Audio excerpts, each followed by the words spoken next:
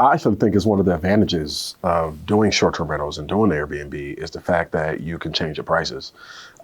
Because, like, for example, Beyonce announced the world tour in 2023, and I've already gotten calls and texts and DMs from several people saying that, hey, I need an Airbnb 7 months from now, those dates for the Beyonce concert. So, of course, we're going to be able to increase our prices. We're already seeing the demand at the concert is until September, right?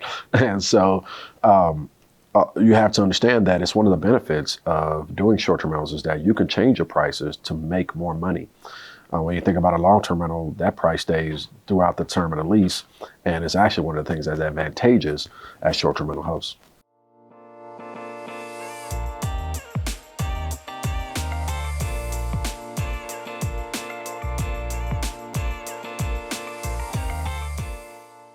So it depends. I think there's a fluctuation anywhere between 10 to 30% at any point. So I would say, we tend to kind of adjust based on that, depending on how far out. So there's far out pricing, depending on the lead time to get booked. So that price is going to vary as well, because if the lead time is 3 months out, if I'm getting a 3 month out booking, then they're going to pay more for that, right? And so so the lead time is important as well. But it's important. It's definitely important to keep a pulse on your listing. I think when it comes to the pricing, one of the mistakes that a lot of people make is they're too stagnant in their pricing.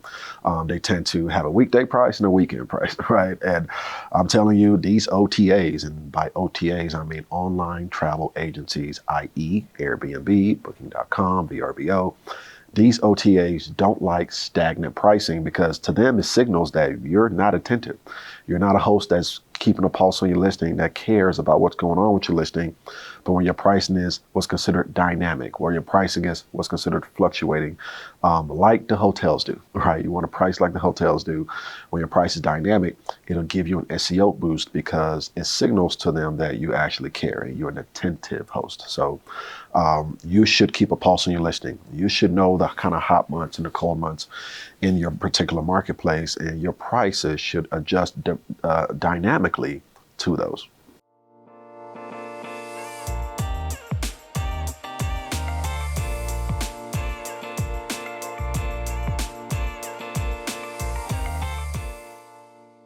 They make it easy, but we don't use the OTAs to do the pricing. Now you can. I don't recommend Airbnb smart pricing algorithm because they will price your unit as low as they need to get it filled, right? And so we like to leverage third-party pricing softwares. The three that I recommend is Wheelhouse, Price Labs, or Beyond.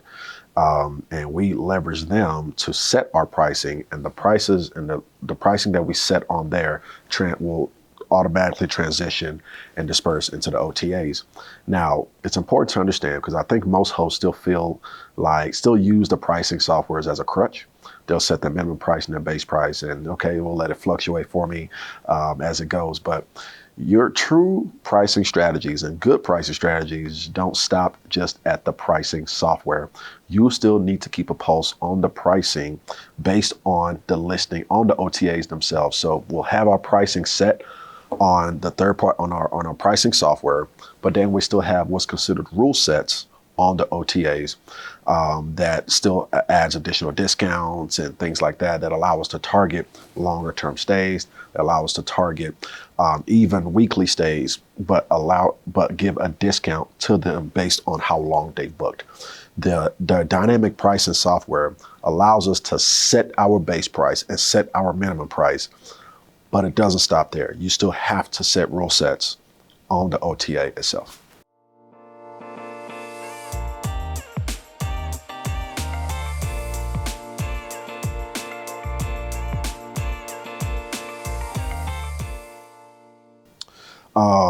Good resources, keep an eye for local trends. Subscribe to if you're not already, make sure that you're subscribed to your Facebook group in your marketplace, the biggest Airbnb Facebook group in your marketplace.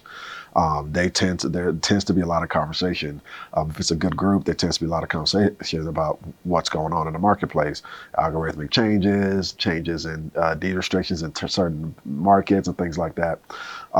You can subscribe to certain news channels that will send emails out just on news and things about the short-term rental space and things like that. You want to make sure that you're staying up to date with stuff like that. But stay a student of the game. Truly stay a student of the game. Learn different strategies and learn different ways that you can acquire. Learn different strategies, learn different ways that you can get in even without acquiring, because there are ways you can get it without acquiring. So definitely keep your pulse on the trigger. Keep your finger on the trigger, I should say. Keep a pulse on what's going on in the marketplace that pertains to short-term rentals for sure.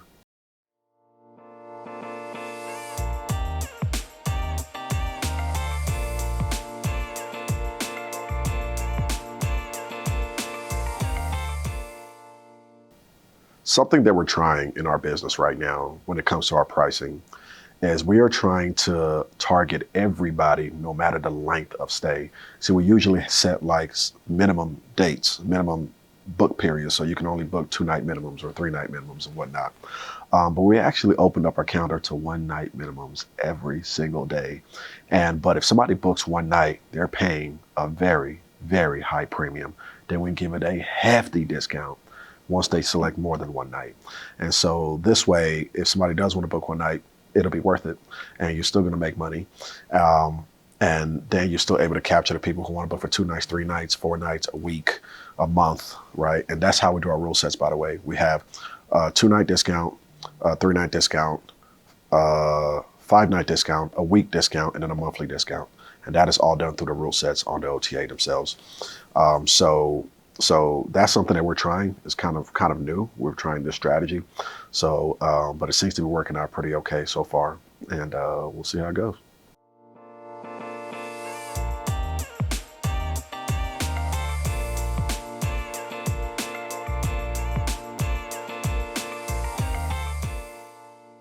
So all in all, you shouldn't be pricing your units in today's times like you were just 1.5 years ago, 2 years ago, because there's a lot of change that's happened in the marketplace and you need to be able to adjust as well.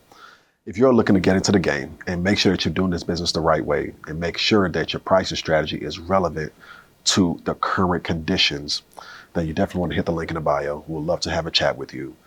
And of course, if you like this video, you saw value in it, smash that like button because we appreciate it. And of course, we'll see you on the next video.